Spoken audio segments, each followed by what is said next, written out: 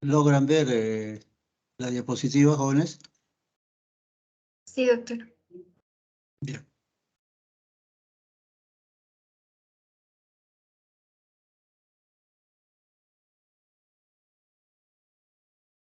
Muy bien. Vamos a empezar entonces la exposición. Este es un tema bastante interesante, se complementa con lo que es la patología quirúrgica del colon del recién nacido y el niño. Y en alguna forma hay alguna relación y comparación con el mismo, ¿no? Como parte de lo que significa la exposición, vamos a ver algo de la anatomía quirúrgica muy brevemente, porque ustedes ya la conocen. Igualmente sobre su fisiología y finalmente sobre las enfermedades que tienen que ver con lo que significa cirugía, como las enfermedades inflamatorias, como son la colitis ulcerativa y la mediana, incluida la enfermedad de Crohn. Y por otra parte, otra patología que es muy frecuente, los divertículos de colon y el megacolon adquirido que da lugar al bulbo de sigmoides, ¿no? Hemos incluido aquí los pólipos porque esta es una patología que tiene mucha relación con el cáncer y mañana que hagan clases con el doctor Mendoza del Solar van a hablar sobre los mismos. Bien, todos se acuerdan ya de la posición del colon derecho o ascendente con el apéndice vermiforme, el ciego en esa posición, que da lugar a la enfermedad inflamatoria más frecuente de todas, ¿no? Que es la apendicitis aguda. Y el ángulo hepático hacia arriba, el colon transverso, tiene diferente longitud dependiendo de la persona, de si es hombre, mujer, etc. El ángulo esplénico que tiene mucha relación con el vaso justamente en este sitio y que tiene diferente longitud también en relación a su ascenso. Y el colon descendente con el sigmoides y finalmente el resto y el ano, ¿no?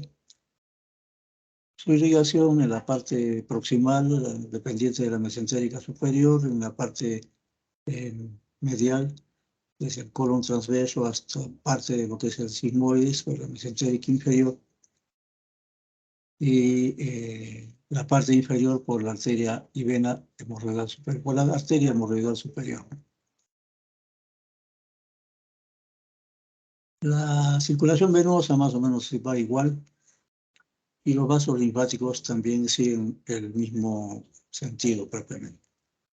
Una radiografía y endoscopía comparativas de lo que es el ciego, el colon transverso, el descendente a la derecha, el sigmoides y el resto, ¿no?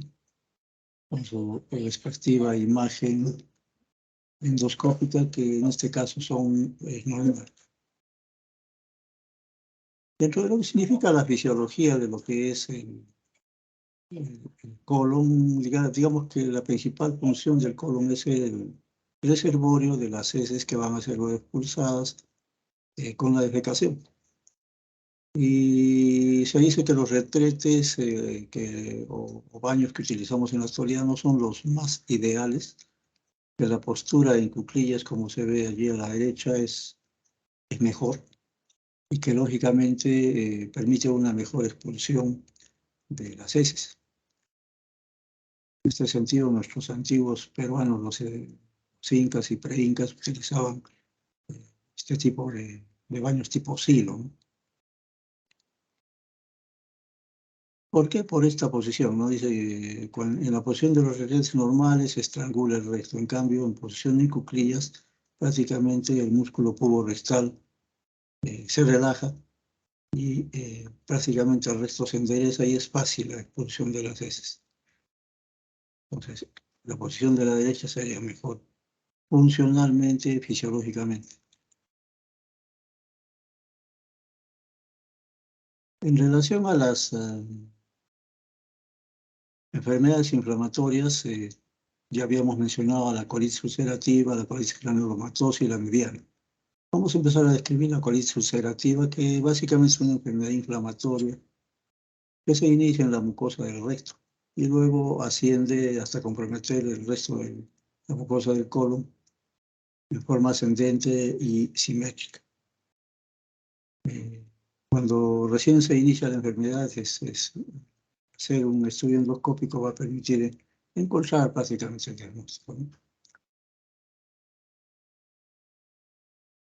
En relación a la patogénesis de la colitis ulcerativa, hay diferentes elementos que intervienen como factores predisponentes y condicionantes de repente, ¿no? El tabaco, las drogas, el uso de algunas sustancias químicas, infecciones frecuentes al colon, las colitis de otro tipo y la dieta son factores que intervienen en su patogenia. Y algunos tipos especiales de ANCAS, del 54 al 84% de pacientes puede ser encontrado. Y también se encuentran algunas producciones elevadas de inmunoglobulina G. Y habrían títulos elevados de anticuerpos para el epitelio colónico. En cierta forma, una citotoxicidad de los linfocitos circulantes y el factor herencia con familiares consanguíneos o gemelos homocigotos que tienen un riesgo de 10 veces mayor de tener la colitis ulcerativa. Entre los factores psicológicos está el estrés emocional y que tiene que ver mucho con los factores de recaídas también. Yo tenía un factor emocional bastante importante.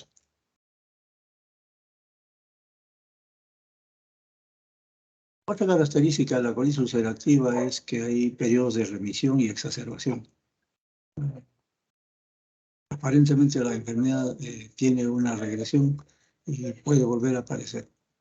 En ese transcurso de lo que significa periodos de remisión y exacerbación, al final el colon tiene un aspecto de tubo rígido que se ve en la radiografía y es prácticamente fácil diagnosticar haciendo una radiografía contrastada del colon cuando hay sospecha de colitis ulcerativa, además de la endoscopía. Ya hemos dicho, ¿no?, que se inicia en el recto y luego se hace proximal, simétrica y demás. Inicio en el recto y luego su ascenso, ¿no? Ulceraciones en el colon, no se llama colitis ulcerativa. Más frecuente en gente de raza blanca, en mujeres, estaría asociado a factores de estrés, que últimamente de repente el factor de estrés es también un condicionante para el sexo masculino. También en los últimos años ha habido un aumento en la incidencia de colitis ulcerativa en personas de sexo masculino. Hay tres teorías: la infecciosa, que tendría que ver en relación con virus; la teoría inmunológica en relación a factores autoinmunes, que tiene que ver con la inmunoglobulina G y otros más encontrados; y el factor psicosomático o el tipo emotivo que habíamos descrito también. Macroscópicamente, en la colitis ulcerativa vamos a encontrar una serosa de aspecto blanquecino y una red serosa vascular. La pared suele ser muy engrosada y el edema puede estar en relación a la cronicidad de la enfermedad más que todo. Lo cierto es que además ese grueso es un tejido muy friable, muy débil. Nosotros los cirujanos siempre le tenemos miedo a las paredes del colon, ¿no? Hacer una anastomosis en intestino delgado es fácil, pero hacer una anastomosis en colon es algo más difícil, y siempre se debe tener en cuenta la mejor técnica quirúrgica que se puede hacer. En la colitis ulcerativa, las austras, por la forma característica del tubo rígido que se forma al final, las austras se borran. Y en la mucosa aparecen pues ulceraciones que confluyen formando el aspecto de pseudopólipos o pólipos de aspecto inflamatorio. Microscópicamente hay un infiltrado con células redondas, plasmocitos, linfocitos, eosinófilos, macrófagos, y pueden coincidir con la formación de microabscesos y en forma de criptas y piocitos en el fondo de estas criptas. Algo de esto más o menos vemos en la imagen de la derecha y también aquí en esta imagen, ¿no? Una imagen bastante característica. Una característica de la colitis ulcerativa es que no toma las capas profundas, más que solo la mucosa.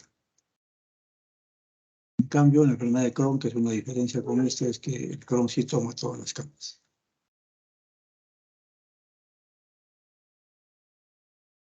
Otra fotografía del aspecto inflamatorio, la formación de pseudopólipos y todas las características histológicas de la colitis ulcerativa. De igual manera, un pseudopólipo, en este caso, haciendo una microscopía en el mismo con todas las características que se han enunciado. Los síntomas pueden aparecer en forma gradual. Se caracteriza circunstancialmente porque hay una hemorragia o proctorragia postevacuatoria y acompañada de cuadros de diarreas, que a veces se confunde con la colitis bacteriana, por ejemplo, pero que en la colitis ulcerativa, dada la cronicidad con la que se presentan, se puede llegar a producir un cuadro de anemia crónica. En un ataque agudo en el cual hay una diarrea profusa de 20 a 30 cámaras por día, también podemos tener una anemia de tipo agudo. Y al hacer el tacto rectal, que es una de las indicaciones que siempre nosotros como docentes hacemos a los alumnos, pues en todo paciente que tiene patología de colon se debe hacer un tacto rectal. Muy importante. ¿Qué vamos a encontrar aquí en la colitis ulcerativa? Vamos a encontrar moco, pus y sangre. Hacer el tacto rectal. Estas diarreas con moco, sangre, en 30 a 20 cámaras por día van a ser repetitivas. Hay un tenesmo intenso en el paciente y en cierta forma una incontinencia fecal, ¿no? En las etapas avanzadas de la enfermedad. Las complicaciones, bueno, en cierta forma también se puede, hay un cuadro que se llama colitis inflamatoria, que también puede ser confundida con este cuadro, ¿no? Las complicaciones de la colitis ulcerativa son que puede presentarse una hemorragia masiva, que ya lo hemos dicho, puede conducir a un cuadro de anemia aguda. Puede ocurrirse una perforación, que es un cuadro bastante grave si sucede, porque va a haber una peritonitis fecal. El llamado megacolon tóxico, dilatación aguda del colon. Y también el cáncer es otra complicación, porque tiene un rango de 30 veces más posibilidad de padecer cáncer un paciente que tiene colitis ulcerativa. Entre las complicaciones, también dependientes en la esfera no rectal, la formación de abscesos y fístulas. Pues en todo paciente que presenta un absceso o fístula es prioritario hacer una endoscopía. Los abscesos y fístulas también se pueden presentar en la colitis granulomatosa, solo que en esta tiene otra característica que luego lo vamos a decir, ¿no? Y entre las complicaciones extracolónicas van a aparecer alteraciones cutáneas, dermatitis, una artritis periférica, a nivel bucal, algunas aftas y demás. Y a nivel hepático puede asociarse a una colangitis esclerosante primaria.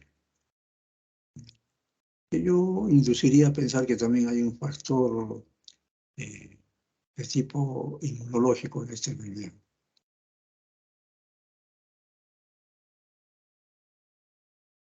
En cuanto a frecuencia, la hemorragia puede presentarse en el 1%, realmente es poco, la perforación en el 3%, la dilatación aguda o megacolon tóxico en el 8%, y abscesos y fístulas sí son más frecuentes en el 15%. Las complicaciones extracolónicas también tienen una incidencia más o menos cercana a las lesiones cutáneas, tipo exantema, urticaria, eritema, dermatitis. El 18% de pacientes los pueden sufrir. Artritis en el 11%, o conjuntivitis iritis en el 3%, aptas en el 15%, hepatitis ictérica en el 2%, trombosis venosa profunda en el 4%, y finalmente embolía pulmonar, que también podría presentarse y que estaría condicionado por un factor de hipercoagulabilidad.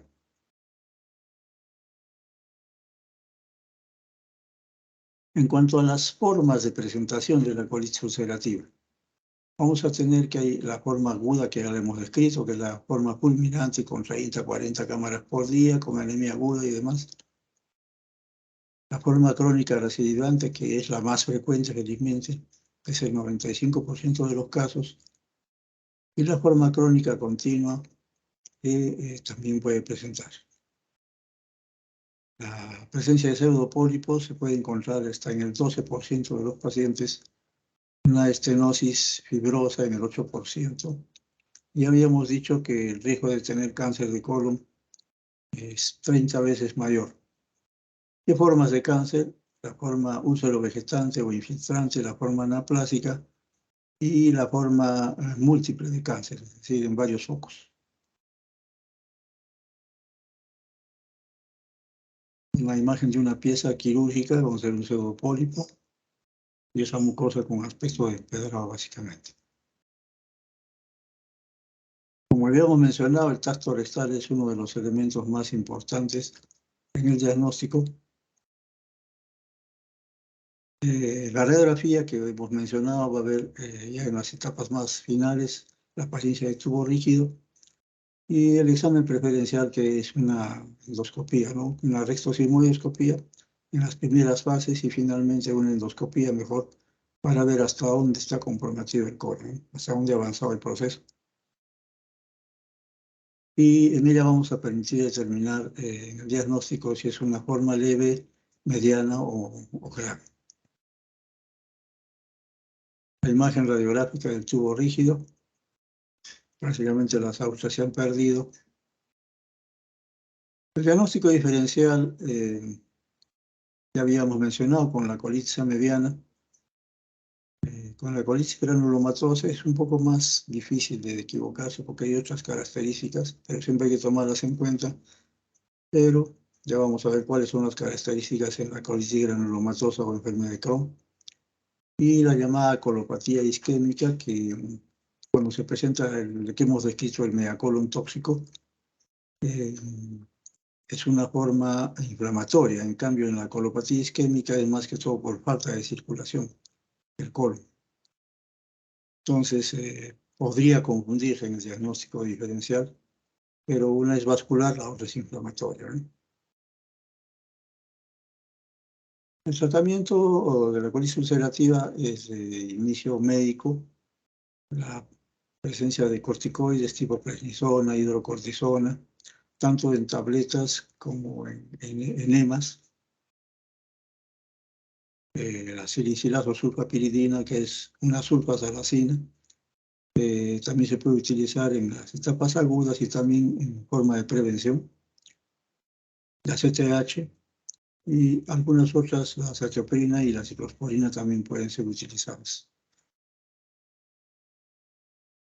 El tratamiento quirúrgico se hará correspondientemente a las formas de complicación en las cuales sea necesaria una cirugía de urgencia.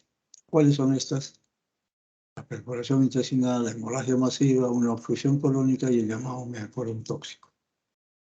Serían las indicaciones del tratamiento quirúrgico de una colitis ulcerativa. ¿Y qué cirugía se prefiere hacer? ¿No? Una prostocolestomía e ileostomía de Bruch. Vamos a ver luego en esquema más o menos lo que hay que resecar y al final se reseca todo el colon, luego la zona rectal y se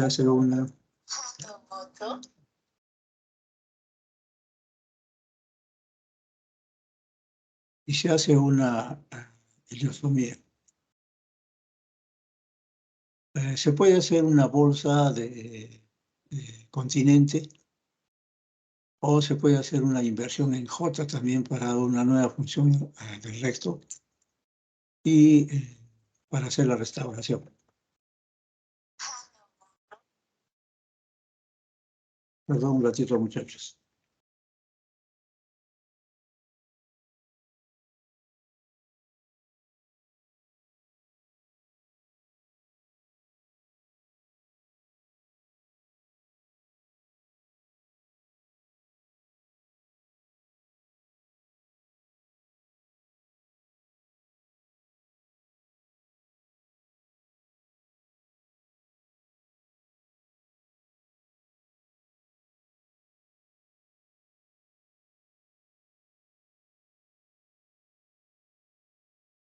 Bien.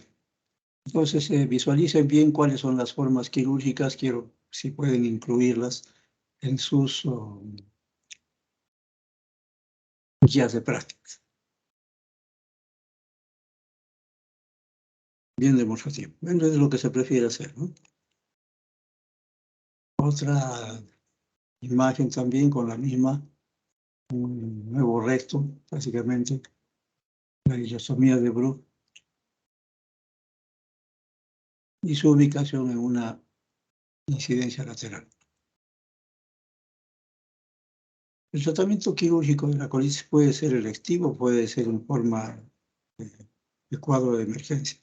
Electivo en la forma crónica continua, cuando hay complicaciones extracolónicas, cuando hay complicaciones anorexales serias, cuando hay una estenosis fibrosa, o como prevención o tratamiento del cáncer.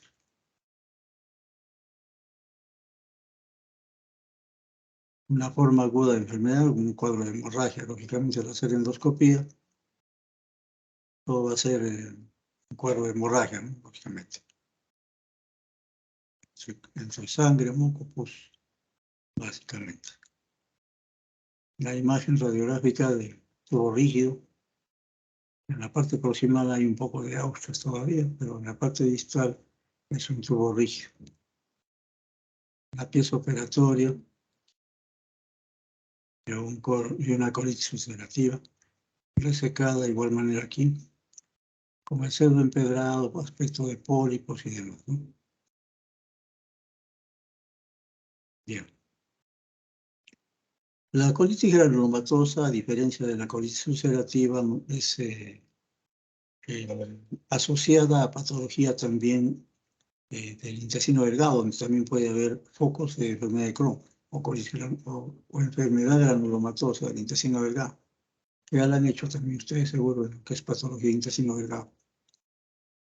De tal manera que cuando esta toma en la zona del colon hay que buscar otros focos también de enfermedad granulomatosa. Esta puede estar asociada a patología de intestino delgado. En lo que significa su etiología, esta también es poco conocida, más bien se da en los dos sexos y en pacientes más jóvenes.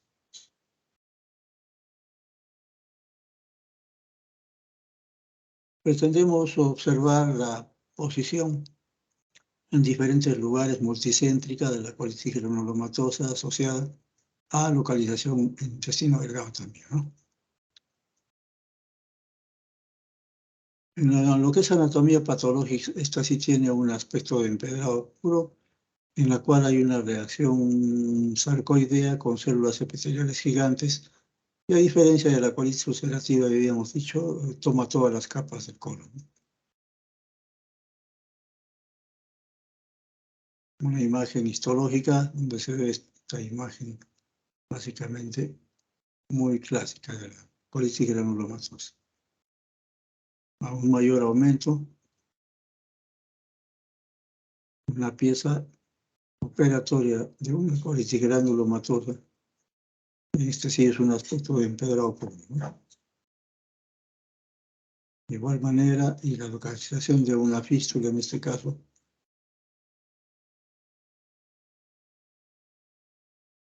Los síntomas son algo diferentes a la enfermedad de la colitis ulcerativa.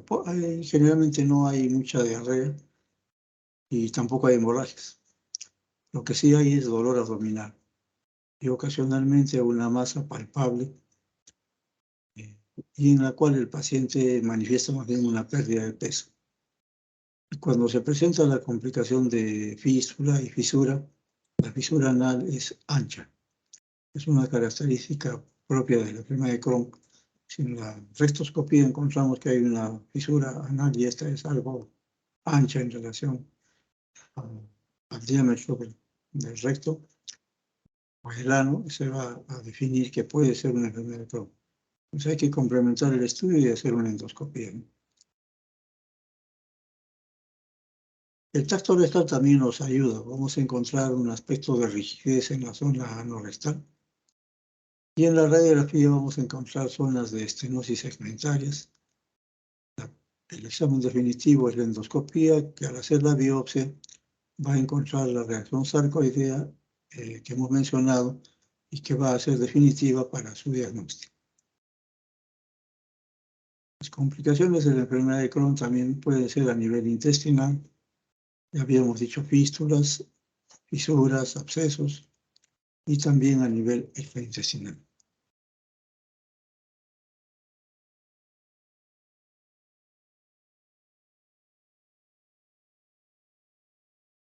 El tratamiento también es médico, también puede ser quirúrgico y la recidiva prácticamente puede producirse dada su multicentricidad entre el 80% a los 15 años.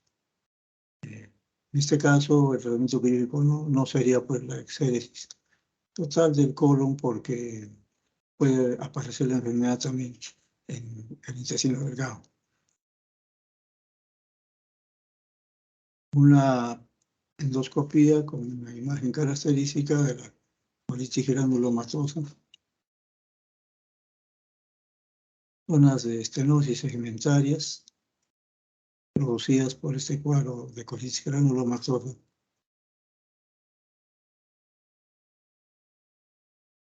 Una tablita que me gustaría la pongan también en su guía de prácticas en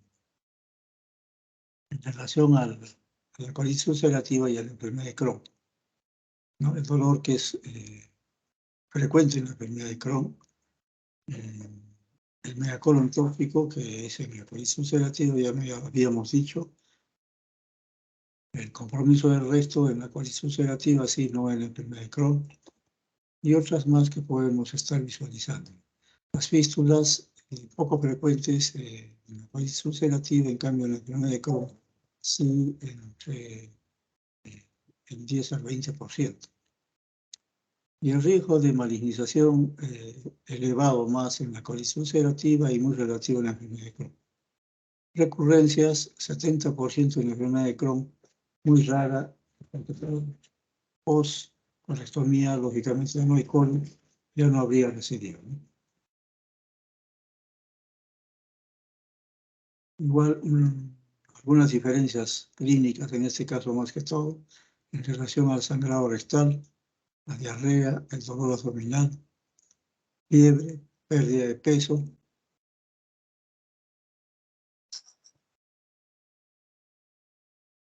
una masa palpable, que es frecuente en la enfermedad de Crohn, ya habíamos dicho, y la presentación clínica aguda, fulminante, que puede ser en la colitis ulcerativa y más bien lenta, progresiva en la enfermedad de Crohn. Curativa, el resultado de la cirugía en la colitis ulcerativa y la recidiva en cualquier lugar en la enfermedad de Crohn.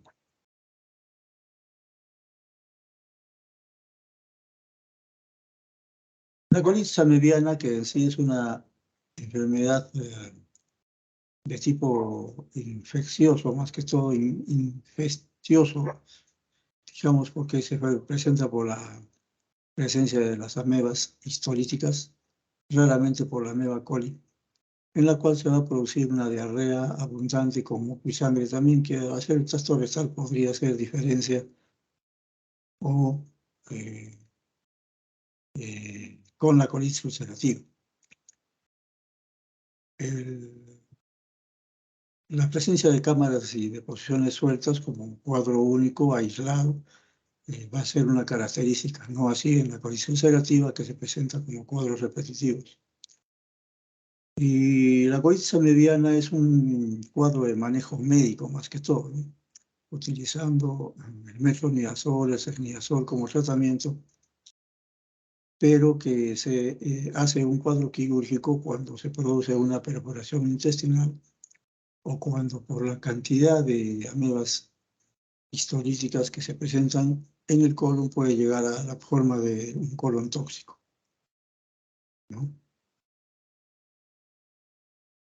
La forma trofozoística, que es la agresiva, y la forma de quiste, que no es agresiva, ¿no?, para el ser humano, ¿no?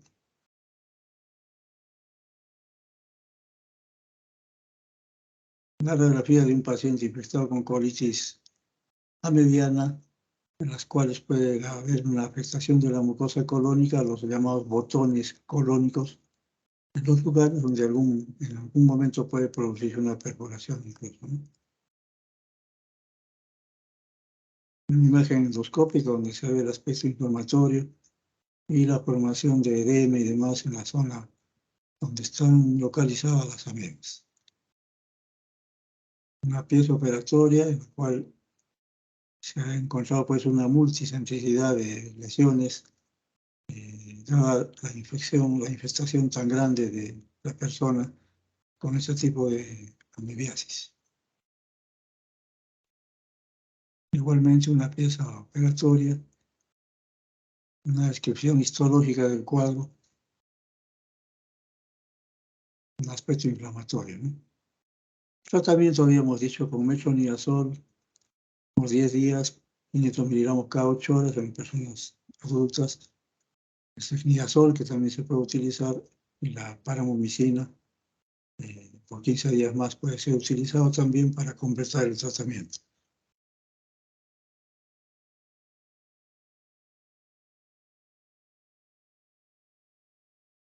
En la enfermedad diverticular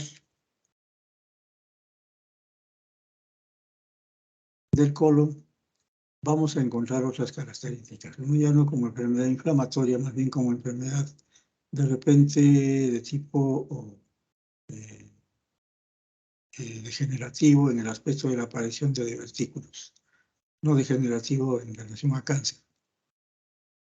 Los divertículos son formaciones saculares que se establecen, lógicamente, a partir de la mucosa, a través de la muscularis mucosae, y que van hacia la zona de la serosa. Se considera como hernias de la mucosa, ¿no?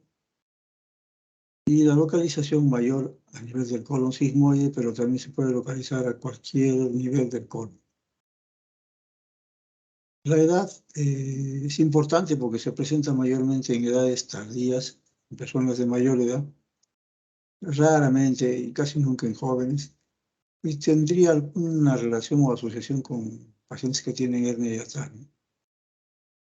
También tendría alguna relación con pacientes que tienen cuadros de colelitiasis, enfermedad coronaria, y en relación al factor dieta se presenta más en personas que tienen una ingesta baja en residuos.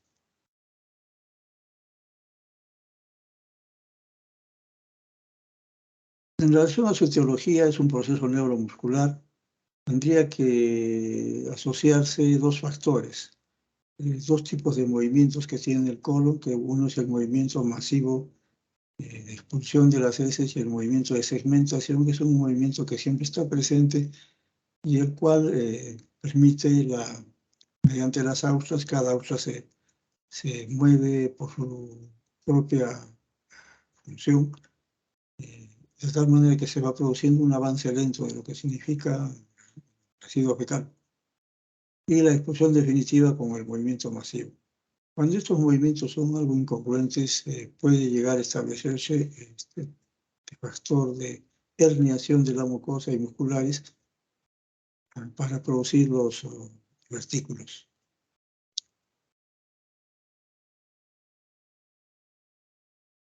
Los divertículos pueden ser de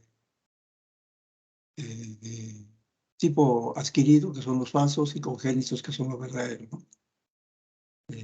Lo que significa los divertículos colónicos serían más que todo divertículos adquiridos con el tiempo, ¿no? Los niños no nacen con divertículos, los jóvenes tampoco lo tienen, es una enfermedad que se presenta en pacientes de edad mayor.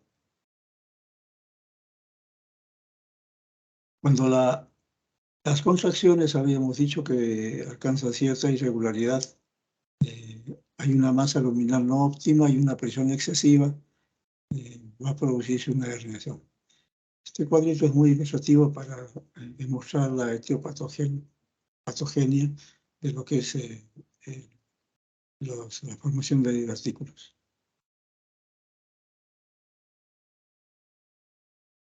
Finalmente, la imagen radiográfica de lo que son los divertículos de colon, que son como formaciones saculares que se presentan, ¿no? En este caso, en todo lo que es el colon ascendente y el transverso, básicamente, ¿no? Bien evidentes. En la radiografía simple contrastada se va a mirar así. Si es doble contraste, mejor todavía. Una endoscopía donde se ve una hemorragia en un divertículo, que es una de las complicaciones que también puede presentarse, ¿no? La forma hemorrágica de la complicación de enfermedad diverticular de colon. La presencia de divertículos se llama diverticulosis y significa que los divertículos están ahí, pero no dan ningún problema, ¿no? En cambio, las complicaciones en las cuales se pueden presentar la principal, el problema inflamatorio, la diverticulitis, son un cuadro agudo que se caracterizan por dolor en la fosa ilíaca izquierda o cuadrante inferior izquierdo, y en la cual puede haber una masa palpable con presencia también de una peridiverticulitis.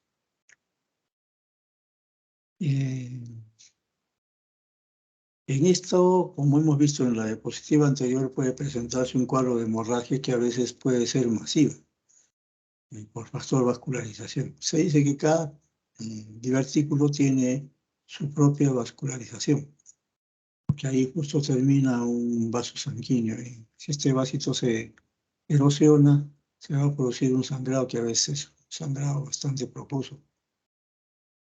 Se dice que más vascularización tendrían los divertículos que están localizados en el colon derecho, y ello obligaría a hacer una cirugía de hemicolestomía, sea derecha o izquierda, dependiendo de la localización de los divertículos, o finalmente una ilioproctostomía. Los otros cuadros clínicos de complicación son las obstrucciones, que en una diverticulitis, por ejemplo, se va a presentar un cuadro inflamatorio. Los órganos vecinos participan en el proceso inflamatorio y finalmente se va a producir, pues, por el factor de la aglomeración de asas, una obstrucción intestinal. Y también la presencia de fístulas, como habíamos dicho. El diagnóstico, si tomamos en cuenta estas características, va a ser sencillo hacer una radiografía con enema de bario, y en los cuales se va a demostrar en primer lugar los divertículos y en segundo lugar si es que hay alguna posibilidad de una fístula en alguna localización. Y la endoscopía, la sigmoidoscopía simple o una endoscopía completa baja, nos van a permitir ver los divertículos y su posición donde están. Si es que hay alguna de las complicaciones, también nos permiten evaluar el lugar, si es que hay sangrado, el lugar donde está sangrando, y si es que hay obstrucción, también el lugar de la obstrucción.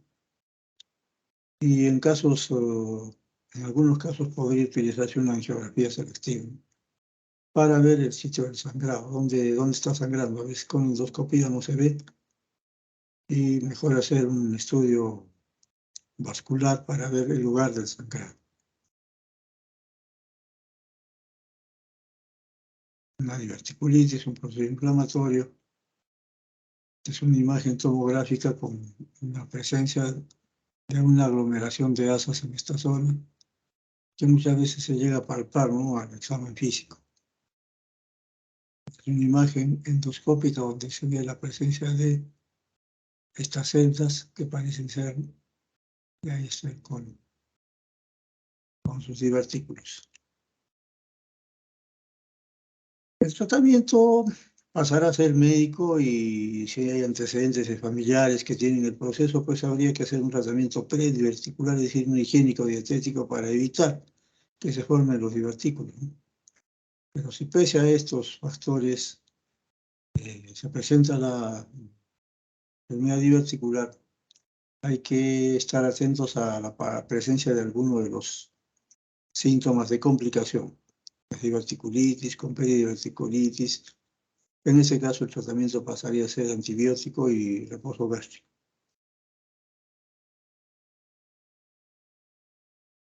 El tratamiento quirúrgico de los divertículos se va a asignar a aquellas complicaciones que habíamos mencionado, como los abscesos, fístulas, peridiverticulitis, que pueden dar peritonitis si es que se lesionan y se perforan, o puede dar lugar también a obstrucción intestinal o a cuadros de hemorragia.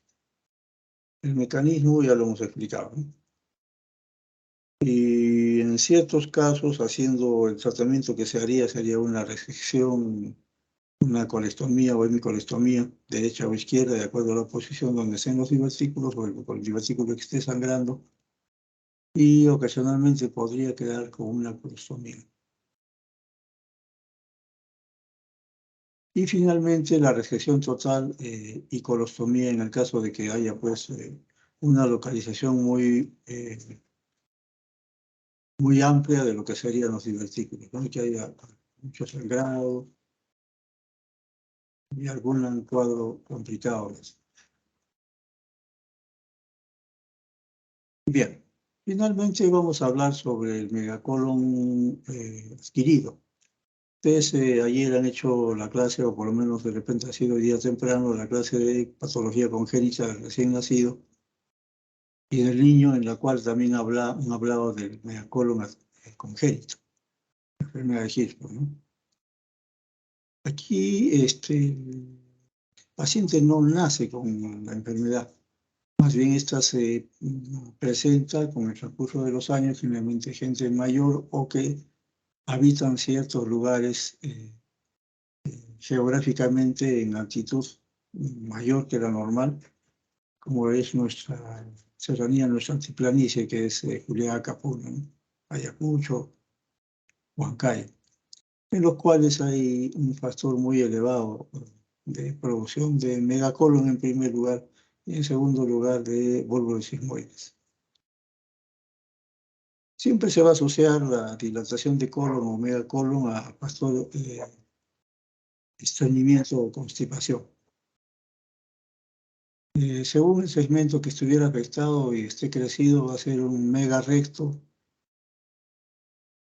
un megarecto sigmoides, un megasigmoides o un megacolon total. La dilatación del colon, que básicamente es la que va marcando la diferencia, ¿no? Entonces habíamos mencionado que el megacolon primario o congénito es por la ausencia o alteración de los precios de Auerbach-Meissner. En cambio, el adquirido se va a producir por lesión de estos mismos elementos anatómicos, los pliegues de Auerbach y Meissner.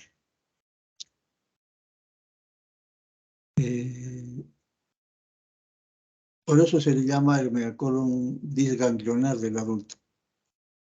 En determinados segmentos se va a producir la ausencia de inervación y esto va a impedir el tránsito fecal normal, produciéndose el estreñimiento o alteración de la defecación. La dilatación proximal va a ser producida sobre todo por la obstrucción funcional distal y la acumulación de elementos de la defecación y también por gases. Una imagen casi característica de un sigmoides, un bulbo de sigmoides en imagen de, de llanta, ¿no? De cámara, que es característica en bulbo de sigmoides. A veces no se mira tan así, se mira un poco más alto y siempre hay que hacer un tacto rectal. Ocasionalmente encontramos pacientes también con impastación fecal, que podría ser un cuadro diferencial de lo que es un cuadro de obstrucción intestinal, ¿no? Que había que tener en cuenta siempre para hacer la diferencia.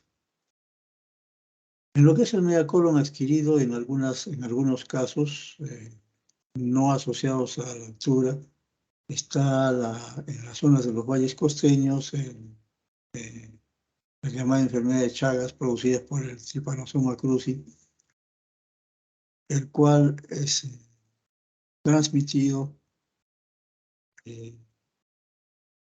generalmente por animales, generalmente eh, las famosas conejos o liebres o los cuyes, ¿no?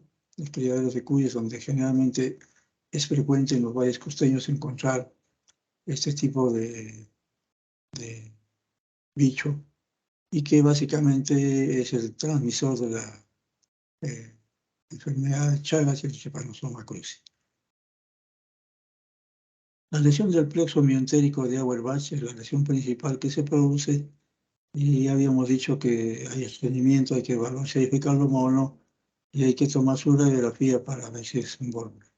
Cuando llega un paciente con oclusión intestinal baja, es sine qua non sinónimo de hacer una radiografía de abdomen en posición de pie.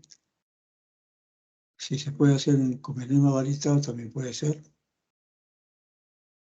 El diagnóstico se da ya para las formas más no tan agudas, con una prueba de fijación de complemento, y el tratamiento quirúrgico será una hemicolestomía, sea derecha, izquierda. A veces se puede llegar a recurrir a la resección total del colon, pero lo más frecuente es hacer una hemicolestomía izquierda y una anastomosis lateral o término terminal de colon transverso con la zona baja de lo que sería el recto sigmoides. La vinchuca,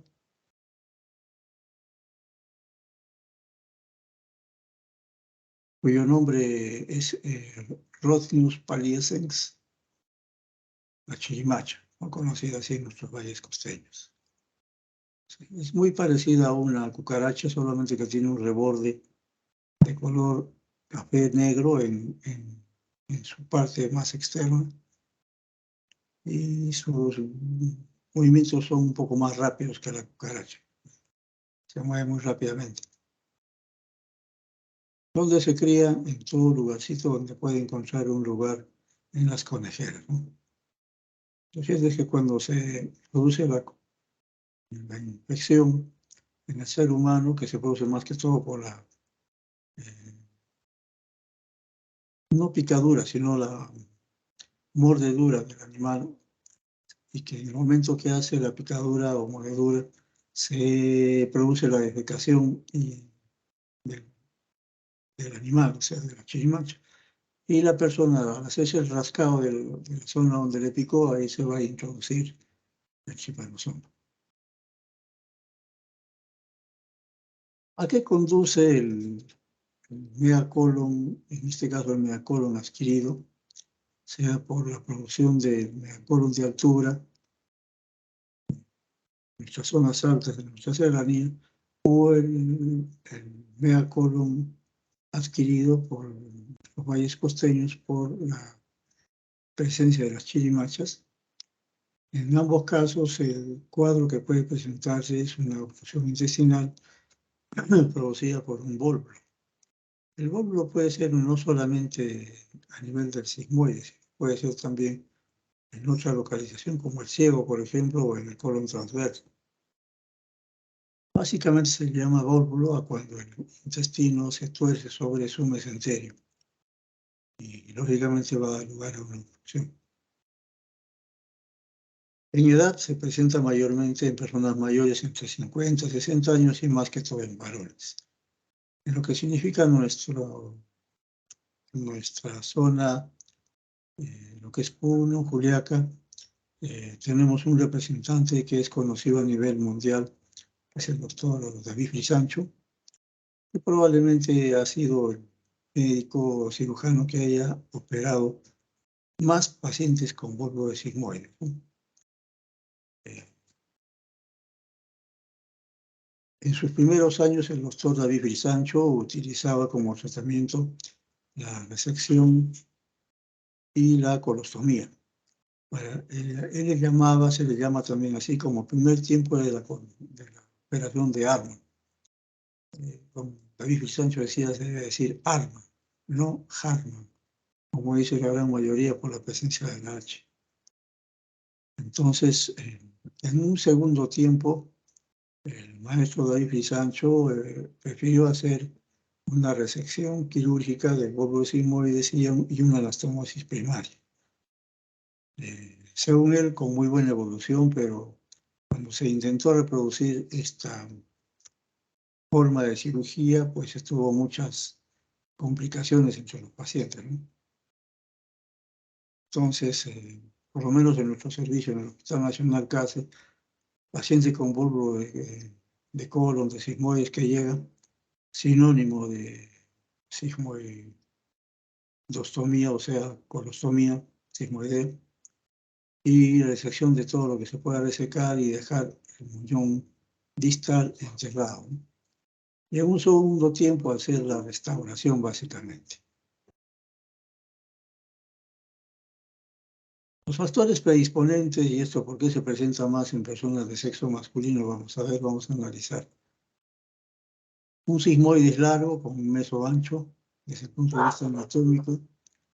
Dórico megasigmoides, también desde el punto de vista anatómico.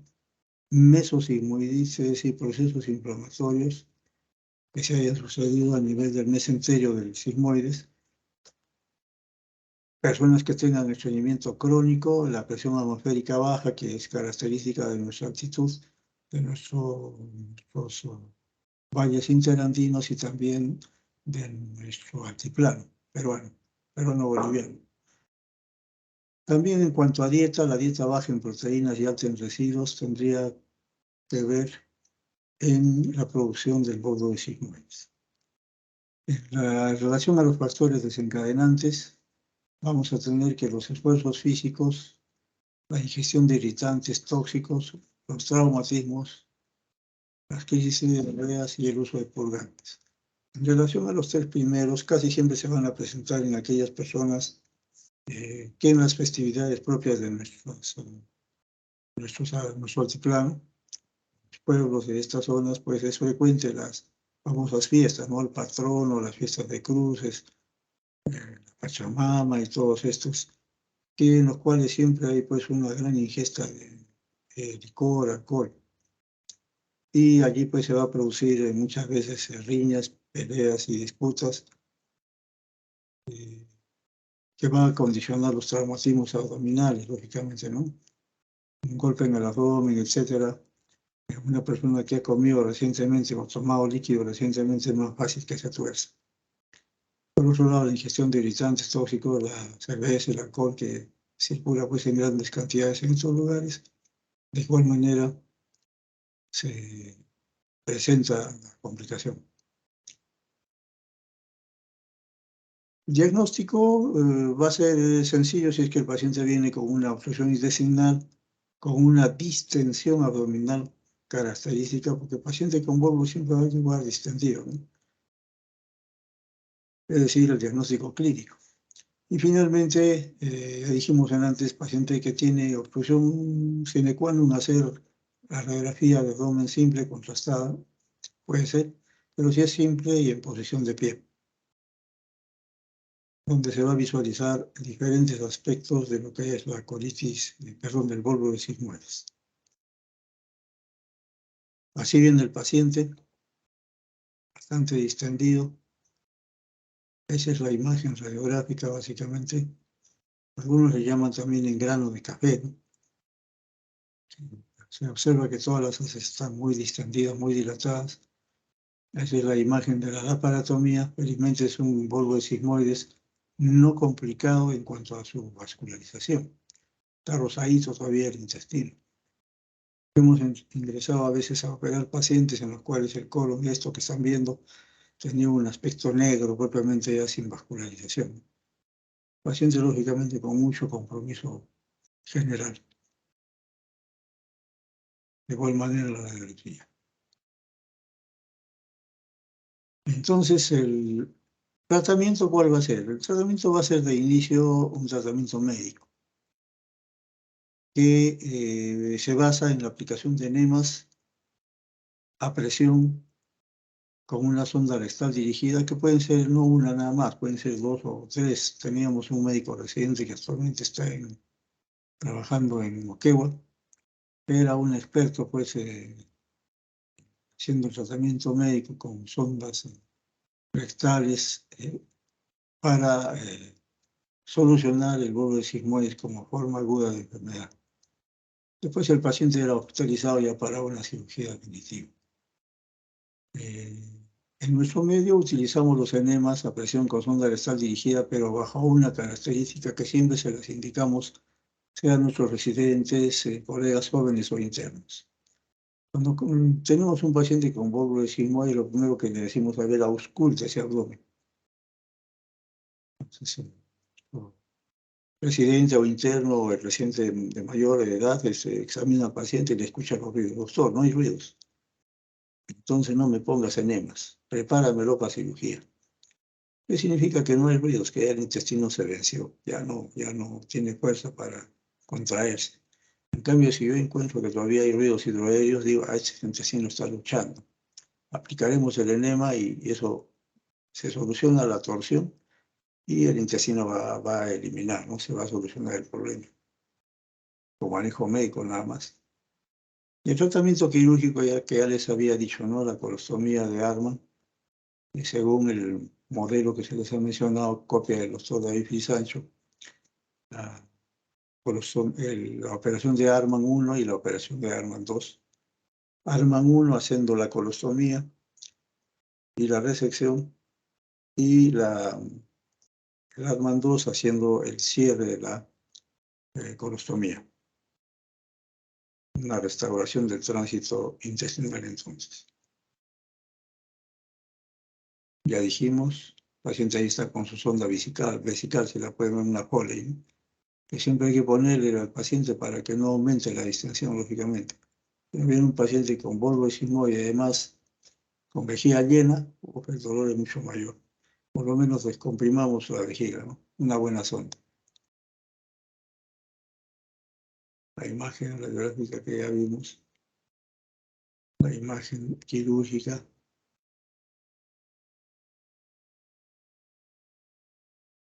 De igual manera, esa imagen donde se ve la imagen en llanta, una gran dilatación del colon.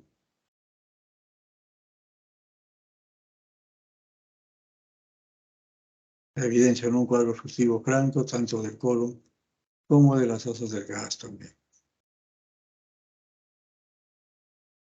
Bien.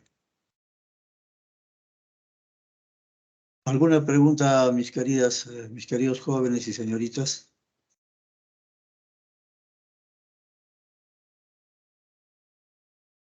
Bueno, se dice que en la vida existen muchos placeres, ¿no? Uno de los placeres es comer, dormir, escuchar música clásica. Hoy día tuve una grata mm, presencia de ahí un programa en un canal local donde pasan pura música clásica. Me impresionó mucho, ¿no? Yo integraba antes un grupo en TV UNSA, que éramos el patronato de la música clásica, con el doctor Salazar, Alfredo Salazar. Estaba también incluido el señor Reinaldo Roberts. También estuvo incluido en algún tiempo el doctor Fernando, Fernando Montalvo. Y bueno, a los que nos gusta la música clásica, ¿no? Escuché a una intérprete en violonchelo, una niña de 11 años, que tocó un concierto, el cuarto movimiento de Haydn,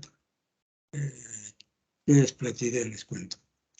A los que toquen algún instrumento musical, los invito también La universidad está invitando, en la Universidad Católica contamos actualmente también con una orquesta sinfónica, que creo que va a dar conciertos, si no me equivoco, es el día de mañana, era un miércoles, no me acuerdo muy bien.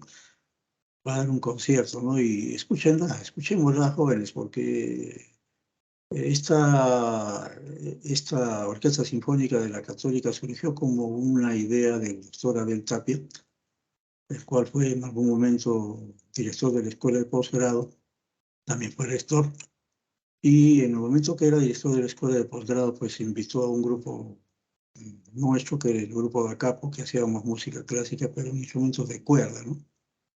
Quedó muy maravillado y dijo, eh, ¿qué les parece si podemos formar una orquesta sinfónica en la U Católica?